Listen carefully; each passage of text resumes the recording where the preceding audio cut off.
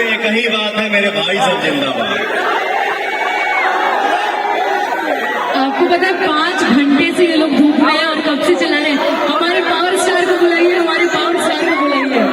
Thank you so much भाई आप सबको। क्या है, हम भी इंसान हैं, कितना ना भाग दौड़ हो गई बा जीवन में ना कि हम लोग भाग जाते हैं। आज टाटा मोटर्स मां शक्ति परिवार से आपका भाई जुड़ गया है और इस परिवार से जो भी हमारे भाई हैं, भैया हैं, बाबू हैं, बच्चियां हैं, आप सभी को दिल से धन्यवाद कि आप लोगों ने मुझे आज यहाँ सम्मान दिया।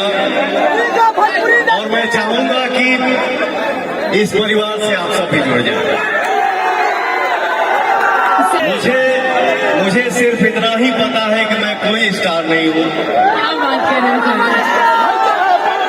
मैं जो भी हूँ अपने परिवार, अपने समाज, अपने माता बहन और अपने भाई भैया, चाचा बाबा के आशीर्वाद है और कुछ नहीं। ये